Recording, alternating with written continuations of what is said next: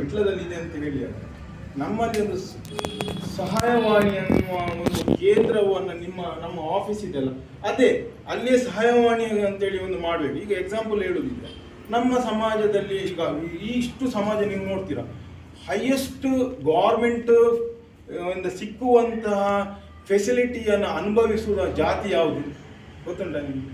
ನನ್ನ ಪ್ರಕಾರ ನಾನು ತಿಳಿದ ಮಟ್ಟಿಗೆ ನಮ್ಮ ದಕ್ಷಿಣ ಕನ್ನಡ ಜಿಲ್ಲೆ ನೀವು ಸರ್ವೆ ಮಾಡಿದರೆ ಮುಸ್ಲಿಂ ಸಮಾಜ. ಈಗಿನ ಅದು ಕೂಡ ಈಗ ಇಷ್ಟವರಿಗೆ ಅಪೋಸ್ ಮಾಡ್ತಾ ಇದ್ದಾರೆ. ಆದ್ರೆ ಅವರು ಎಷ್ಟು ಅದನ್ನು ಉಪಯೋಗ ಮಾಡಿಕೊಳ್ತಾ ಇದ್ದಾರೆ ಹೇಳಿದ್ರೆ 100ರಲ್ಲಿ 101 ತಗೊಳ್ಳಿಕ್ಕೆ ಪ್ರಯತ್ನ ಮಾಡ್ತಾರೆ ಅವರು. ಯಾಕೆ ಹೇಳಿ ಹಾಗೆ ಆಗ್ತಿದೆ? ಅವರಿಗೆ ನಾಲೆಜ್ ಇಲ್ಲ ಆಕ್ಚುಲಿ.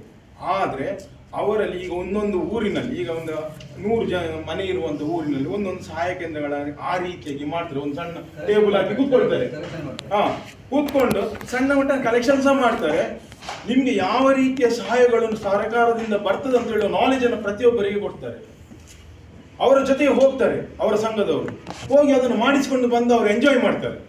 ನಮ್ಮ ಸಮಾಜದಲ್ಲಿ ಆ ಸಹಾಯವಾಣಿಯೂ ಇಲ್ಲ, ಹೇಳುವವರು ಇಲ್ಲ, ಎಂಜಾಯ್ ಮಾಡಿ ಎದುರು ಹೋಗುವವರಿಲ್ಲ, ಎಂಜಾಯ್ ಮಾಡುವವರಿಲ್ಲ. ಎಲ್ಲರೂ ನಮಗೆ ಬೇಕಾದಷ್ಟು ಸವಲತ್ತುಗಳಿದೆ, ಅದು ನಾವು ಉಪಯೋಗ ಮಾಡ್ತಾ ಇಲ್ಲ.